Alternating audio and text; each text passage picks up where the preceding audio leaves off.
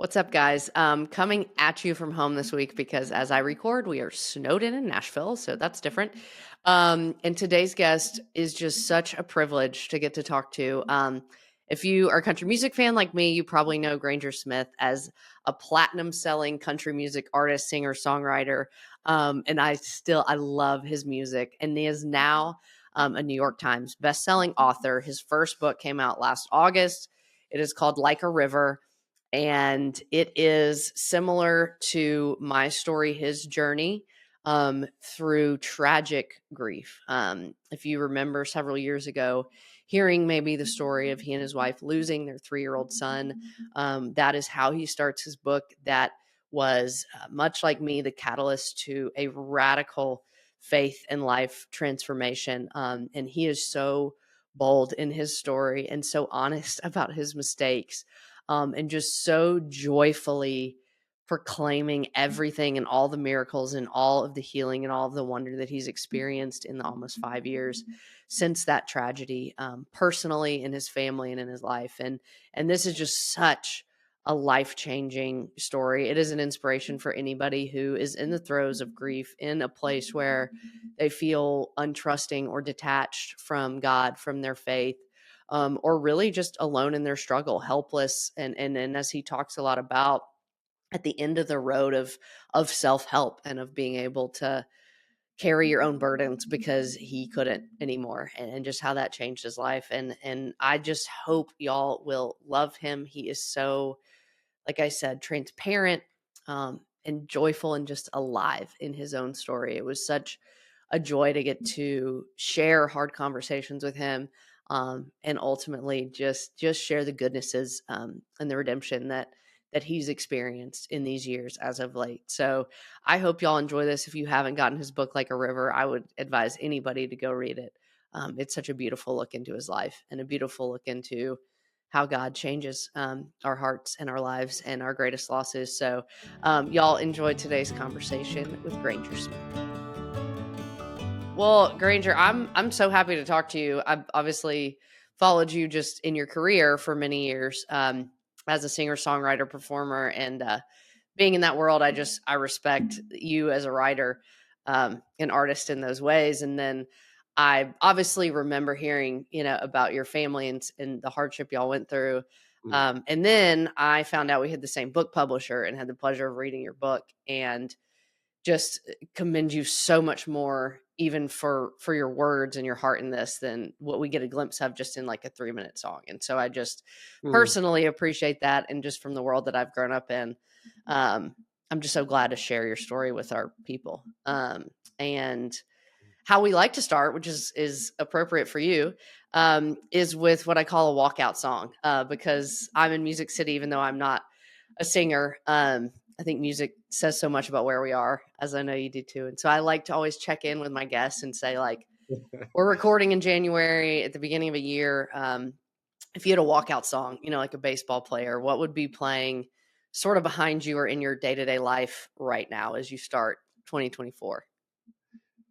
I'll give you probably the answer that you don't typically get, but the last probably last year, I have been so into classic hymns. Love it. And the songs that, and I never really thought about it before until recently, but the songs that have the full gospel message in Mm, the lyrics themselves. And so as congregations, around the world used to sing these songs together, and they didn't know it maybe at first what they were singing, or maybe they didn't know the gospel, but Sunday after Sunday, as they kept singing them, they're talking about the blood and the mm, cross and our sin, who God is, and how we're redeemed through Jesus. And it up until recently, I just didn't think about it until, and now I'm like, man, this is what I want my kids to be listening to right now. yeah. Yeah. And so yeah, I'm going with like "In Christ Alone" or Oh, I love it. one of these hymns. That's my going to be my theme kicking off this year right now. In Christ alone, my hope is found. He is my light, my strength, Yeah, I love my that. song. And they eventually sink in. And I wonder when there's just deep dive, and we'll get you'll give the overview of your story, but in walking through tragedy and hardship, did those hymns did they become richer to you than they did growing up in a world, I think, similar to me, where I knew all those lyrics, like, dad put out an album of hymns when I was 10 or 11 years old, and I knew all those lyrics, but there is a richness of the gospel in those words that felt automatic that was not there before. And so I wondered if that's been in the last few years that you really have dug back into those. Yeah, I remember when your dad did that, and there's a lot of people have done that, like Johnny Cash, Yeah. and I wonder with guys like your dad and Johnny Cash and me for sure, as we first hear those songs, we go, "That's real pretty," or Yeah, that yeah. reminds me of Grandpa, or Yeah. that reminds me of growing up, the nostalgia of growing up. But then as those words kind of just pour over us, and you think about the guys like your dad in the studio going over it over and over and over, Yeah. and the engineers editing it and then mixing it, if it doesn't start creeping in, Yeah. if it doesn't start getting down through the bone, some of those lyrics. And so yeah, I am as of late, you think about my book, it's called Like a River. I mean, that's how It Is Well With My Soul Mm, starts off. yeah. And the story behind that song, to answer your question, the story behind that song is the guy um, lost his son, and they decided, him and his wife and his two girls decided to take a trip to England to get away from everything in the US. And he had some work he needed to do to get that done. And so he was going to meet him in England, and they were going to go and just like grieve the loss of their son and relax a little bit. And so his wife and two daughters go, and the boat sinks and they die. Mm, He gets news of this, and so he travels and he gets in the boat. And when he gets to the spot where the captain of his ship says that's where their ship went down, he looks off into the water and he says, "When sea billows roll, it is well mm, with my soul." And and to be able to think those lyrics, and he wrote the song shortly after that, to be able to think in terms of, we have a sovereign God who has purposed and planned, and although this is horrible for me right now, it is still well with my soul because I know who has it. mm. Dude, I love that story, and I've got chills right now. And that was you mentioned, like, that reminds me of grandpa. That song specifically, I will never forget. My mom's mom, when she passed away, and she was, goodness, I mean, in her early mid 90s, just long, healthy life. And when she passed away, at her service, she used to sing in the church choir, as did many of our grandparents. And she was this beautiful soprano, and they somehow, in going back through her things, found a cassette tape of her singing "It Is Well" a cappella soprano in the church, and they played it Mm, in her service. And it just that was like the initial sinking into my bones that you mentioned. And I mean, I was in my early 20s and understood it, of course. And then it always is like, oh, I thought of grandmama, and oh, and hard things happen, I think of her singing it. And it has become such an anthem, obviously, in my own tragedy, but even in just the day to day of, like, the truth of those lyrics, man. It's like the sea is billowing, like, everything is rocking, everything is optically unsafe, and, like, yet it is well with my soul. And mm, I just love that. I love that. So that's the if anybody's listening, pause and go listen to it as well. There's so many yeah. beautiful renditions of it. Yes.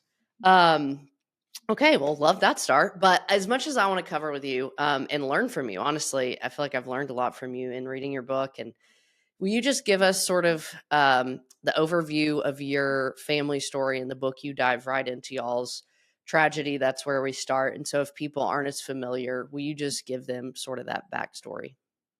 Yeah, the book really is, a lot of people say, "Oh, the book is about the loss of your son."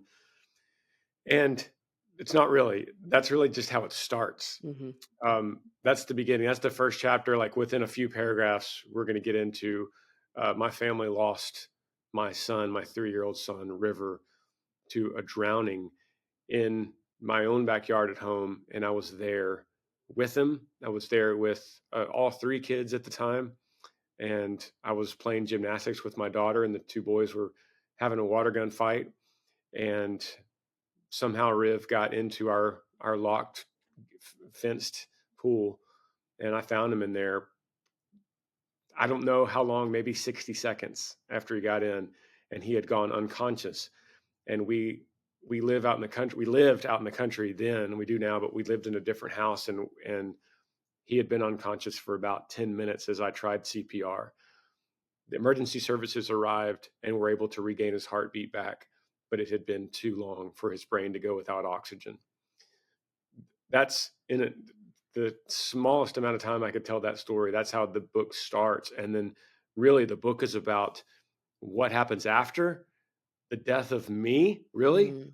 That version of me in 2019 died, and the new birth of me, and the new birth of a son that we have named Maverick. It was born after that, River's little brother. Yeah. And the story of how we got from there to where I am now is really, that's what the book is about. Yeah, and one thing that you just mentioned, which I appreciated so much from the start, of your bringing us into y'all's story, is that obviously the grief of losing River, the grief of actually not having this beloved anymore, regardless of who the listener's beloved is, like that grief is overwhelming. That grief is almost inarticulable. Like, if that's even a word, that's an inarticulate word, but Got it's it. almost impossible to explain.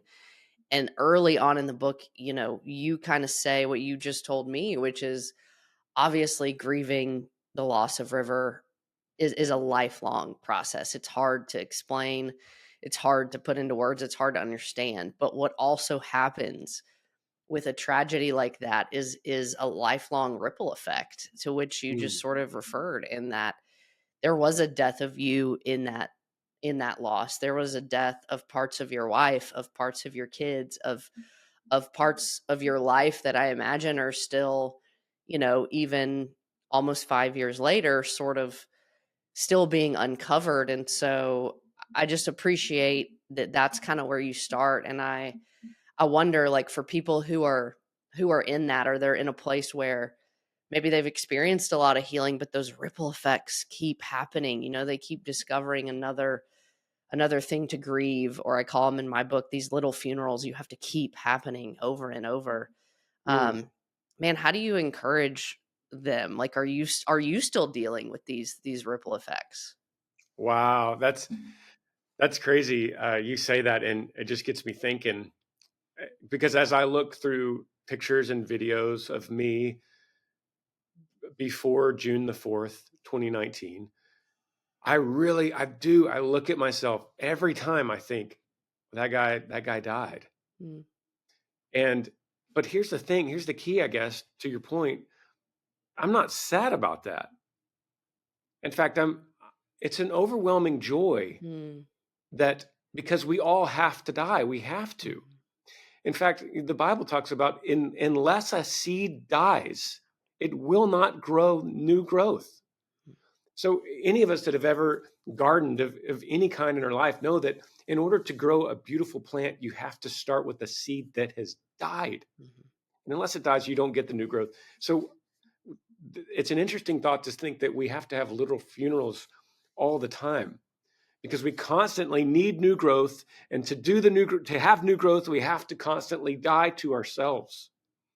And sometimes there's big deaths, like mhm. I had on June 4th, 2019. And then there's little deaths that we should have every day as we move 1% closer to that new growth. Now, the big death for me, I don't know, maybe I shouldn't say June 4th, 2019. Maybe it probably happened months after it, probably about 6 months after I lost Riv. I tried to maintain who I was, and I just couldn't hold on to it anymore. And I tried everything to be the old self. I got back on the stage. I cranked up the tour again. I took my family with me. I tried to fight the guilt and the shame that just overwhelmed me from failing at keeping a son alive. Like that's the joke that people say. almost as parents. They're like, the old thing about parents, just keep them alive till they're 18. That's your only real job. And I Yeah. would think about that and be like, oh, so I failed at the only real job.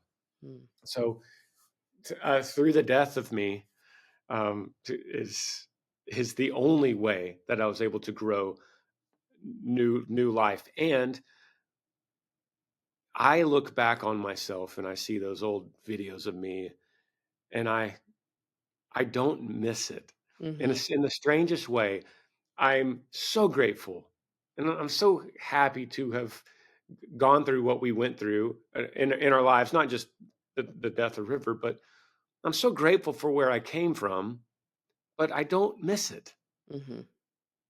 I don't. And that would be my encouragement to someone, is that you don't need to miss it. Yeah.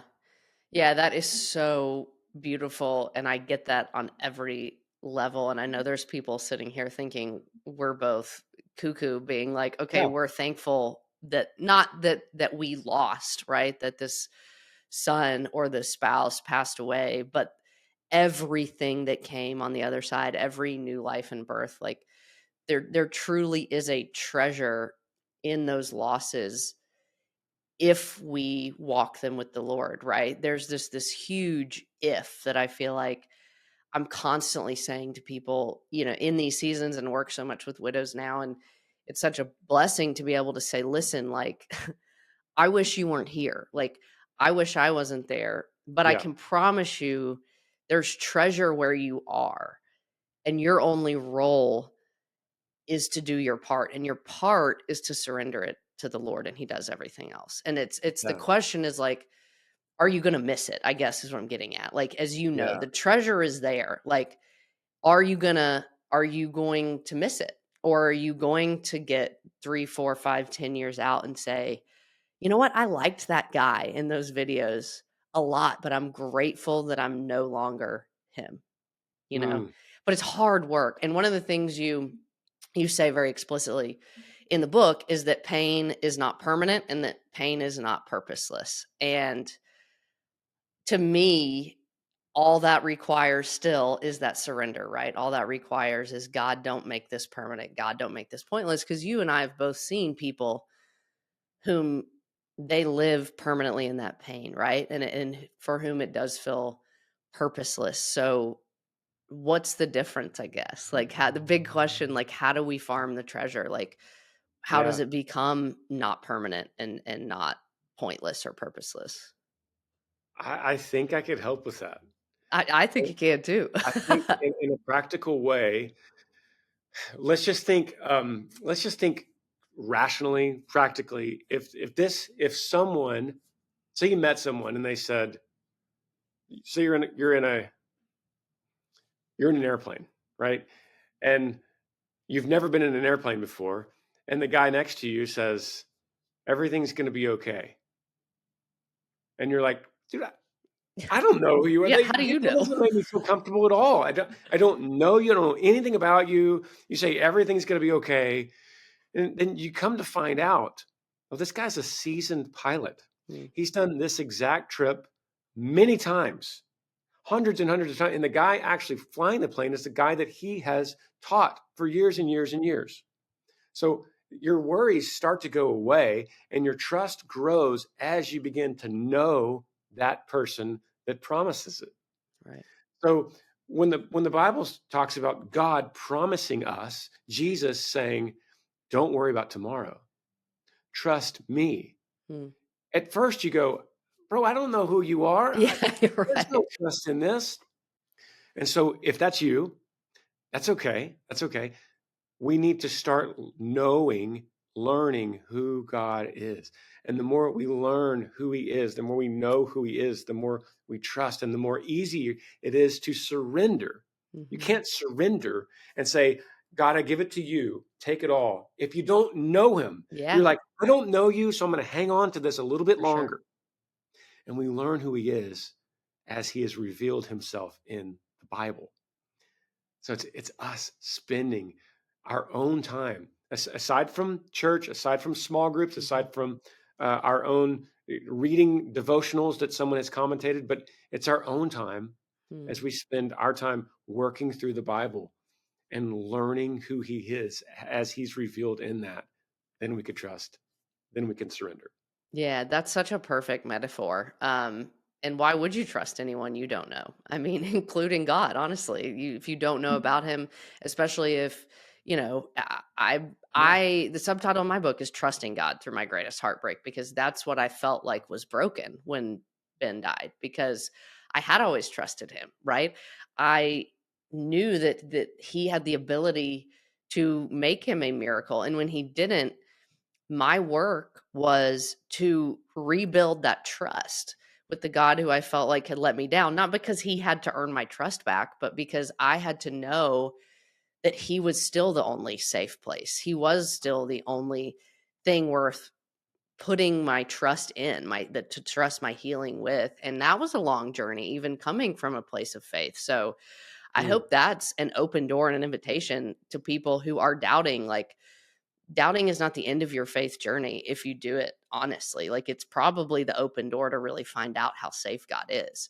And so, like, this is Yes. this is the beginning. This is an open door. People should have questions. And to that, Maddie, Yeah. people should question that. They should question you. And I would encourage people, because people would be like, wait, you're not supposed to question, right? You're not supposed to question God. No, people do that throughout the Bible. Yeah. They wrestle with God. They Mhm. ask, David calls out in the Psalms all the time, how long, O Lord? Yeah. How long will you hide your face from me? And so as we wrestle, as we ask these questions, we're actually in communion with him. And Mm. so to people listening, when you say the subtitle of my book is Trusting God, I would encourage them to ask the question, well, Maddie, who is God? Yeah, for sure. And begin a search, begin searching. Who is he? Because then Jesus says, seek and you will find. Yeah. Knock and the door will be open. It begins with that question, who is God? Because you could rightly say, I don't want to trust someone I don't know. Hmm. So get to Get know to him. know him.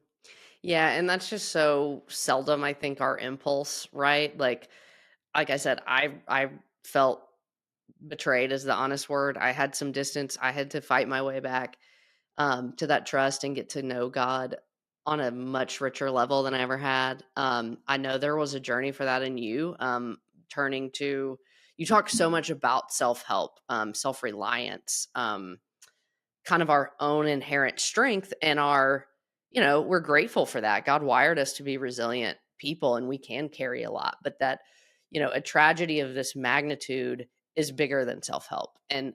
And you, like so many of us, walk us through sort of your deep dive into that first, your deep dive into, okay, who am I? How can I carry this? And how can I manage this burden before you turn to the right path, which is who is God, and he's the one who should carry the burden. So do you mind just sharing with us a little bit about that sort of initial, deep dive? I think you even use the word addiction to self-help, because it's Yeah. so accessible to us. It's so pervasive, and it's not bad. I appreciate in it you're like, this is not evil information. Like, there were good practices Mm. to pull out of here, but just how it worked and how it didn't for you, because I know that's an easy first turn for a lot of people in seasons of struggle. Yeah. Easy first turn. That's what it was for me. It was the first turn. And probably the most important part of my testimony that I could tell people today is this is the most shocking thing is that I thought I was a Christian. Mm, But when I look back in hindsight, how I reacted to suffering was an indication that I was not. mm, Therefore, that's why now I'm so thankful that God saved me through suffering because I'm so stubborn and I love to rely on my own hard work. And with guys like me, I need to be slapped across the face hard. And that's what God did. And that's why I desperately want to tell people, and I want to tell them my story. I want to tell them that, look, I grew up in a Christian home. My mom read the New Testament to me while she was nursing. You know, I always was in church, Sunday school, youth groups, that kind of thing. I grew up in the Bible Belt. That's just what we did. I don't even remember friends that didn't say they were Christian. Like everyone pretty much said they were Christians. I knew a few Bible verses I could memorize. I could defend the faith. I could tell you what Jesus did.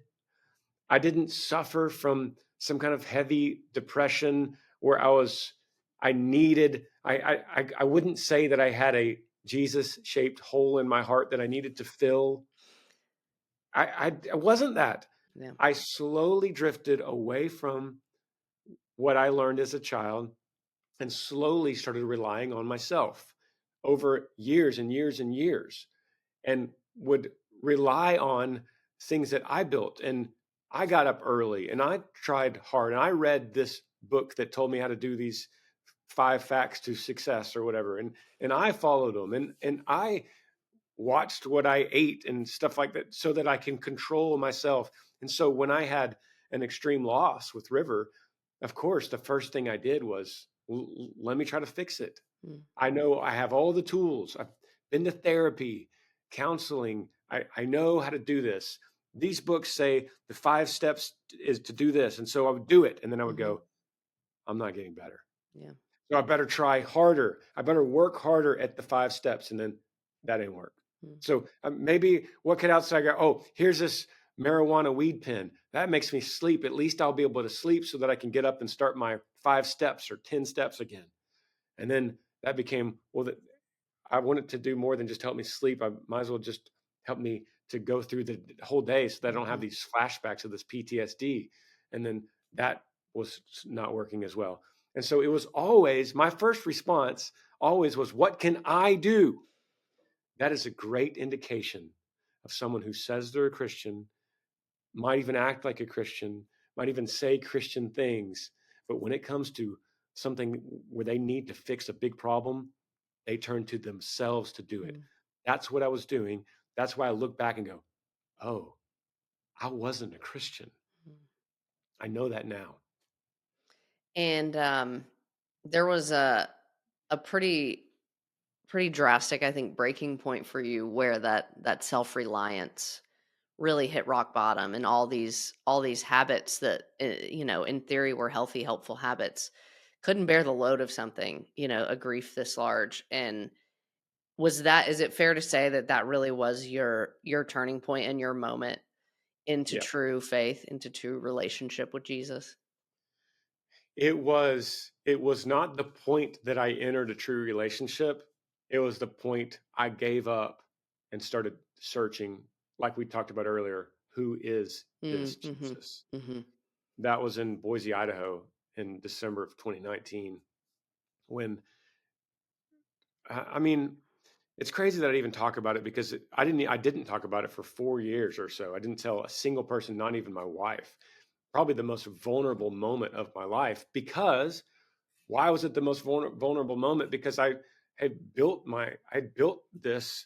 these walls around me that said I protect myself, I help myself. And when you're a person that does that, you don't want to reveal the vulnerable. And what happened was, through a series of events, as I started actually to feel a little bit better and feel like some of the stuff I was doing was working, there was a night in Boise, Idaho, when I had a few too many drinks with the band and got back to the bus and realized in a state of panic that, oh no, I don't think I've had this much to drink since I lost River. Will I be able to practice all of these 5, 10, 20 steps of self improvement in order to fight off the extreme grief and pain and PTSD and flashbacks? Will I be able to? Well, that was the question. And then I thought, I don't think I can. And then I took another hit of that vape pen, and it just got worse and worse. And I started bawling and I had a complete panic attack. And that's when I reached in my drawer, my back of my bus, and pulled out my pistol and thought, this is how I'll finish this. There's no other way. I've tried everything. I have tried everything I could do to fix myself, and this is the final attempt. mm, And that was a moment that the changing point for me in that horrible moment for me was when I thought a thought. I've got to be so careful with these words to make me not sound crazy. I thought a thought that was not my own thought. Hmm. I thought a thought that wasn't generated by my own consciousness, right? And that thought was this: this is the way. This is the way to rest. Mm. This is the way to peace. Just squeeze the trigger and you'll finally be able to rest. And I thought, I'm not alone on this bus.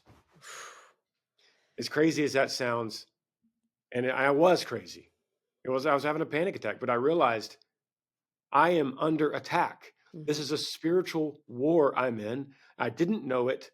I'm outnumbered and gunned and surrounded and outflanked, and this enemy is more powerful than I could ever imagine. And I'm trying to fight him.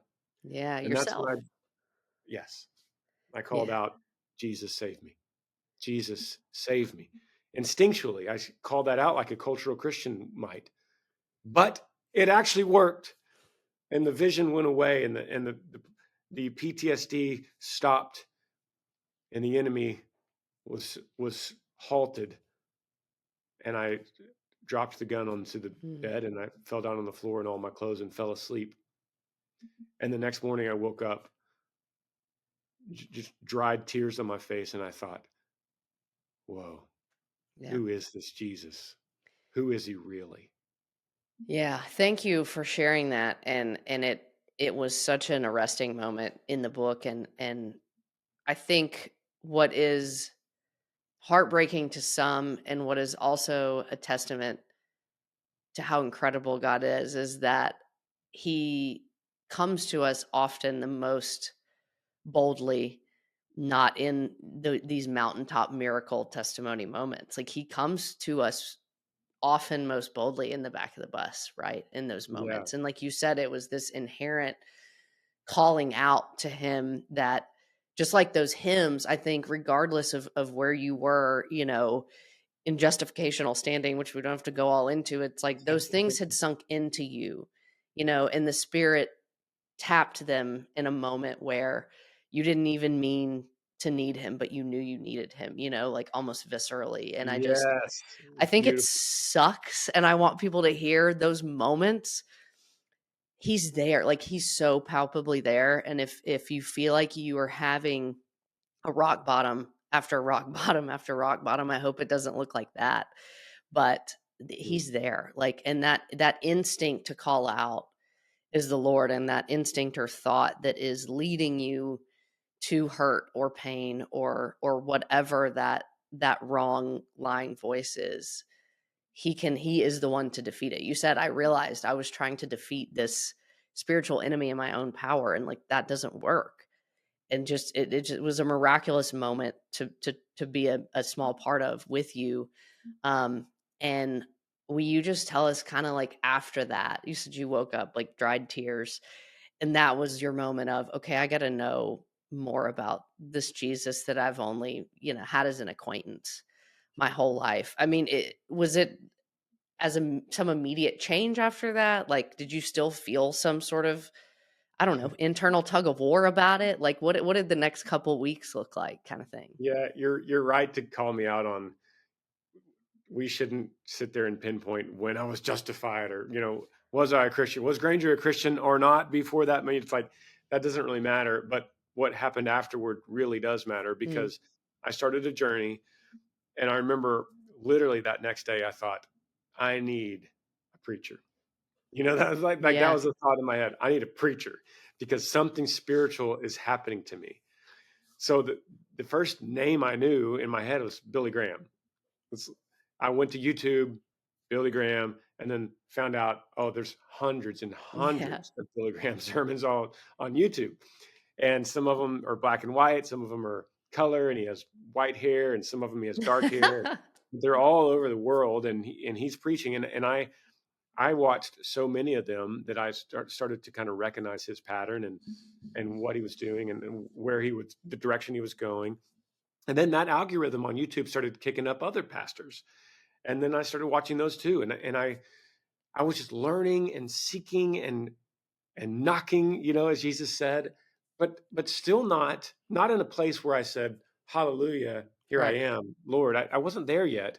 I was more just kind of trying to figure out what happened to me that night. And and why I couldn't save myself. It's really something I hadn't thought about. And then on March 1st, 2020 was when all that came together. And I was listening to a pastor through that algorithm on YouTube, and he was teaching out of the book of John, chapter 14. And the disciple asked Jesus, Lord, why is it that you manifest yourself to us, but not to the world? And Jesus answered him, if anyone loves me, he will keep my word, and my Father will love him, and we will come to him and make our home with him. And there was just something, there wasn't any magic about that particular verse, but for me, it was what opened my eyes. The scales fell off. My ears were open. My eyes were open. My heart exploded. And I knew on that bus that I was loved, not because I earned it, definitely not because of anything I had been doing in my life. In fact, I was doing the opposite. God radically intervened, loved me, redeemed me, restored me, healed me, brought me out of the depths of that dark night in Boise. And yet, in a response to that, Jesus says, you know how you could tell the people that love me? You know how you can mark the people that love me in this world? Those are the ones that keep my word. And I thought, oh no, I'm loved. And yet, what am I showing in return? I don't even know what his word is. And I didn't. I couldn't tell you all the words Jesus said. So I thought, I want to know them all. I want to know these words. What's he talking about? So I went home, and my wife and I were what I call devotional junkies. We just read devotionals all the time. It was like one verse and then a commentary, and then you pray about it, and then you feel good and you move on. And there's nothing wrong with that, but that's all I was doing. It was like I was eating appetizers and never getting to the steak. Yeah. And so I went home and I went right to the steak, and I said, Amber, we're gonna start reading the Bible, and we're gonna open up to, I don't know, I guess Matthew 1 sounds like a good spot to me. That's where Jesus was born. Let's start there. And so she goes, by God's grace, she said, I'm with you. Let's do it.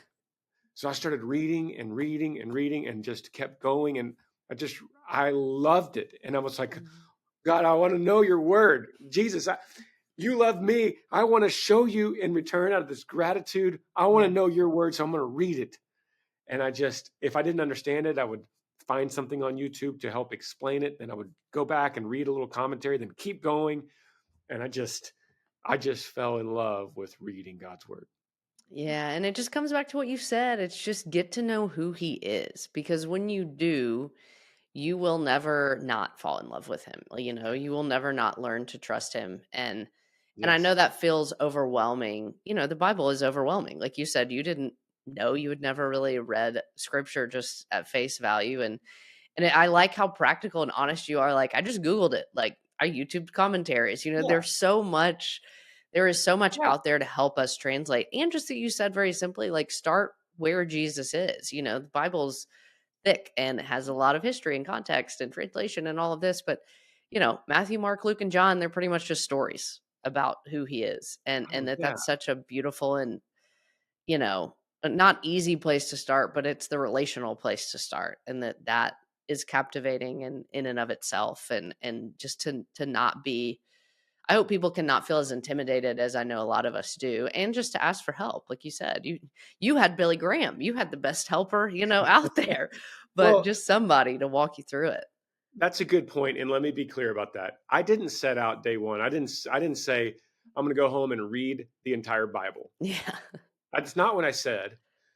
I said I want to start reading the actual text. Hmm. I want to know what Jesus said. If he says, if anyone loves me, he will keep my word. I'd like to know what his word is. Yeah. And so I didn't set out to read the Bible. I literally set out to read that first paragraph in Matthew, Mm. and then the second one. Well, maybe not the first one because that's genealogy, but as I Yeah. got to the second and third one, as I wanted to read that first chapter of Matthew. But what's crazy is and I didn't look at the whole Bible. I know it's thick. I know it's a big book, and I know it's intimidating, but I just wanted to read that first chapter of Matthew. But what's crazy is when I finished the first chapter, guess what? I wanted to read the second. Yeah. What happens? What happens in the second? And then as the second one ended, I thought, well, do I have time? I really want to read the third. I know I got stuff to do today, but I'm kind of on a cliffhanger here, and I want to know what happens in the third chapter. And so that's eating an elephant one bite at a time. Yeah. And I just slowly fell in love with it that way. and built that relationship, and it's the relationship that builds the trust, the relationship that changes your life, and you're just so honest through the process, which I think is the best invitation for other people. Like, this is not an instantaneous 180, my life is different moment. It takes Yes. work not to earn anything from God, but work to get to know God. That's the only thing that's on Right. us. And Right. you did that. And one part of the book that I really appreciated is sort of after this, or in the midst of this sort of spiritual journey, and growing in knowing God and knowing scripture, even with this newfound faith, you talk about what you call glitches in the matrix. And I think that's really important, because there is, I think, sometimes an assumption, okay, good, like I've got God on my side, like this is going to go a little bit easier, like this healing's going to happen faster. And just unfortunately, it's not as clean as that, And so Mm. can you tell us what you meant by that, why that was included in the book, and like, what was a glitch in the matrix that y'all had to deal with, even in this kind of newfound faith? Yeah, there's certain times in our life when, and all of us experience this, whether you're religious or not, you come across something that happens and you go, this is odd. Like, this is just, and it could be really good or it could be really bad. Your aunt could get diagnosed with cancer, and you're coming home from getting that news, and you find that your dog died or something, and you go, what in the world? Mm, What is going on right now? There's something strange happening in my life right now. And I started recognizing not only the bad ones, like I just mentioned, but they're really good things too. And in those moments, I started recognizing, hey, God is doing something here. So I better be extra careful. I better open my eyes to be able to see what's happening so that I could pivot with it. mm, And so, um, whenever the doctors told us in the hospital that River had no chance, and we needed to go, Amber and I needed to go and decide when to turn the machine off. We walked out to this little serenity garden in the hospital to discuss this.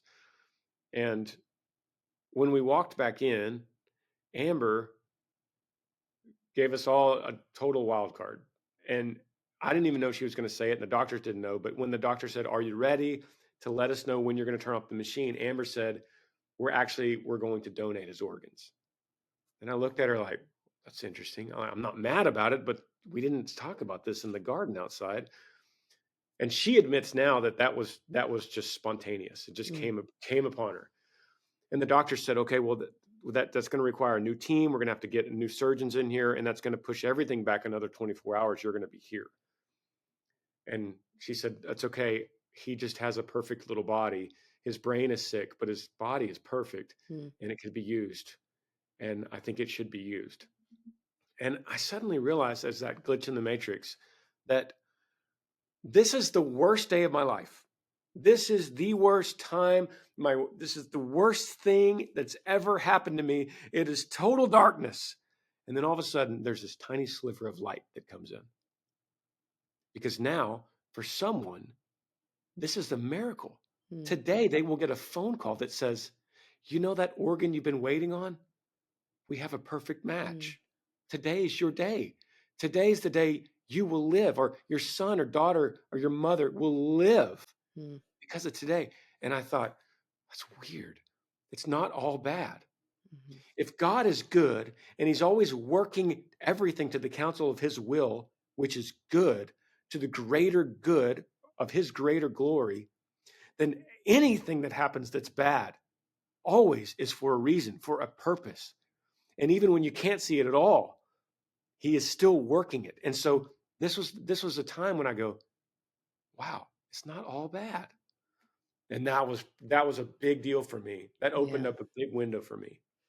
Yeah, and in that moment, I mean, you're in shock. This is complete adrenaline. So to even be able to see that joyful glitch, and for your mind to have been able to go there and feel that goodness for whoever is going to receive those organs feels miraculous, to be honest with you. I mean, I think that's amazing. And a lot of what you also touch on in the book is just, I feel like, become a mantra for me, is just this coexistence of the grief and joy. I don't know that what you felt in that moment was joy. It was just a little bit of goodness and purpose, but you do speak about the joy that comes through grief. And I wonder, like, for people who are thinking that's impossible, like, joy is so Mm, far from me still, how long, I guess, into your journey of healing, your journey toward faith, did you feel real joy again? I mean, do you remember that? Did it surprise you, or was it a thing that you mm. felt like you were searching for, like needing to find?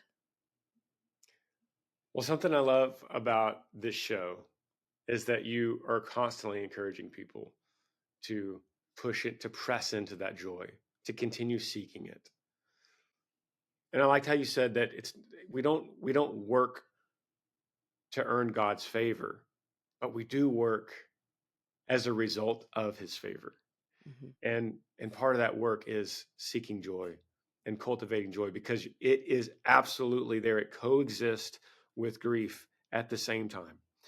I don't know if I remember the first time I felt that, but I do remember early on feeling the the problem I had with laughing or Mm, feeling happy in the early days after losing Riv. And so we had two young children, ages 5 and 7. And so was I supposed to go through just months of just frowning? mm, And if my son wants to go out and throw the baseball, am I supposed to be solemn and serious? Or as he's laughing like a 5-year-old laughs, am I going to laugh with him? mm, And those are like thoughts I had. And if I would instinctively laugh without thinking about it, sometimes I feel guilty and go, mhm. oh, how dare you laugh, man? 3 weeks ago, you lost your son. Now you're laughing. Yeah. What kind of sicko are you? Those are lies that Oh, yeah. grief brings into your life. So joy and grief absolutely coexist. Probably the biggest time I remember that realization, and maybe this is difficult to. It's a maybe a tough example because not everyone will experience it in this vivid of a story. But when we got the phone call from the nurse that Amber was pregnant and it was a boy, Mm, and it was our little baby boy Maverick, who is now 2.5. When we got that phone call, we cried, both of yeah. us, but we cried equally Mhm. from pain and grief that now River was no longer our little baby. He was no Yeah. longer the last caboose. We cried. And then we cried for absolute joy that God did a miracle in our life and there'd be another little boy in our Yeah. house. I mean, it was there. Neither one of those emotions were higher than the other. They were Yeah. both equal. No, and that's in my experience, they really your ability to feel the depth of both of those do happen at the same level. Like the Yeah. courage that we have to really feel the depths of the heartbreak or grief or pain or loss. God rewards, I don't know if that's the right word, but he matches in our capacity to really celebrate, right? His restoration and redemption and not replacement. I think that's important for people, with your story, Mhm. with Maverick, and with my story with being remarried. Like nothing is replaced. It doesn't No. make any of that go away.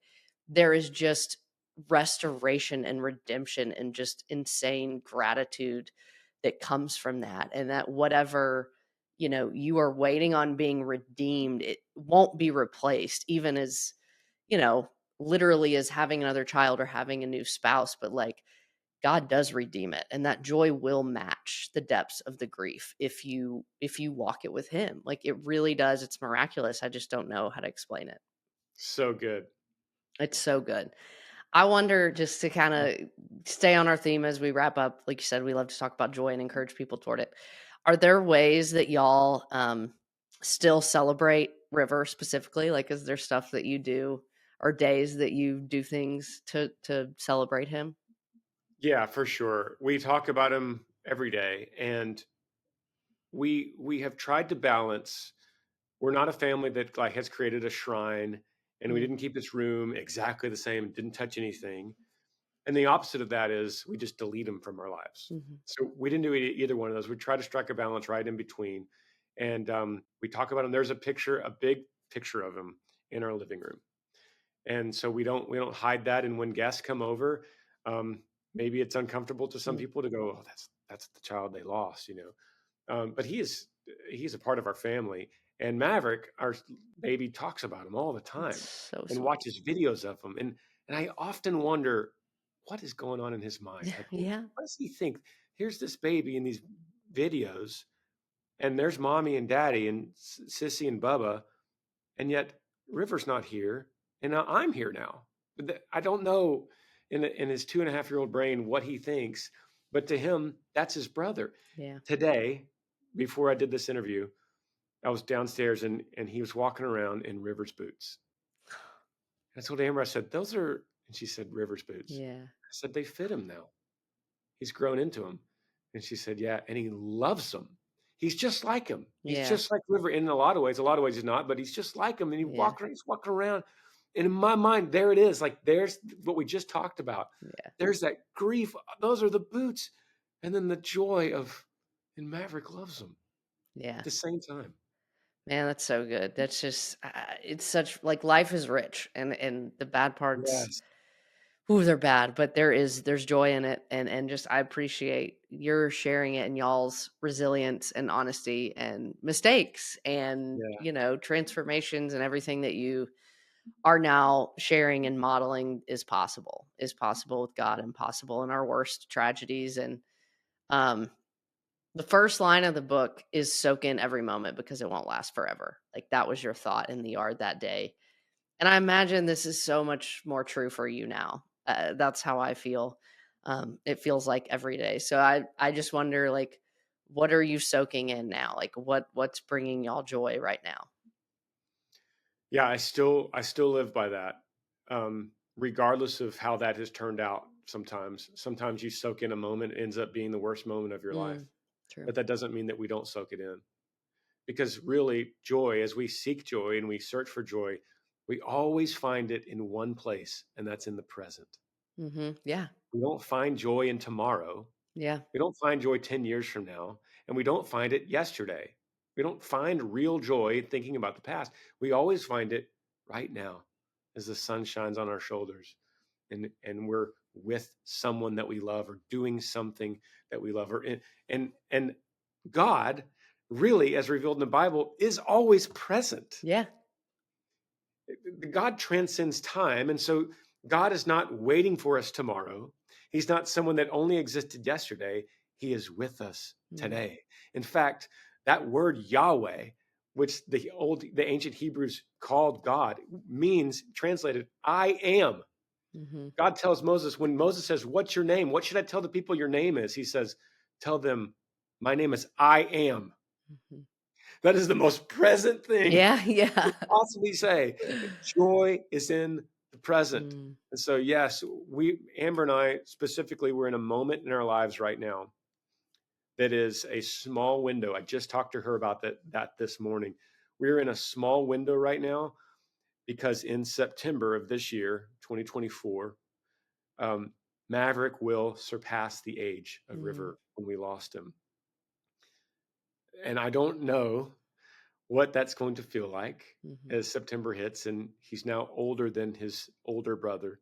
I don't know um, what we'll do about it or how we will celebrate it, but I do know we need to soak up these moments right now. mm. That's so good. That's so good. Yeah, it's I love that. I've heard that many times. Like joy only exists in the present, and as you said, it's such a perfect ending. Like God exists everywhere, but we only experience Him in the present. That's all He asks of us is Mm, be with me today. Like speak, commune with me today. Like mm, draw near to me today. That's where I am. That's where joy is. That's where mm. healing is. And that's all He asks. 24 hours. Like otherwise, we're just spinning our wheels. Just these Yeah, 24 hours. yeah, that's so good. Yeah. Well, Granger, thank you. If y'all have not read Granger's book, Like a River, go get it. It is for anyone in any season. We will all struggle, and you, I promise, will feel less alone in reading Granger's journey through the highs, the lows. and where God has taken him on the other side. Man, I'm so grateful. Like again, your joy really is palpable. Like it's unreal. You are a testimony to healing and faith and just miracles, man. I'm so grateful to get to know you. Maddie, thank you so much. This has been it's been an honor, and I just really appreciate it. Well, I hope y'all have a wonderful year. Stay warm in Austin. too. We're doing our best here, Yeah. but I appreciate your time and your words, man, so much. Thank you.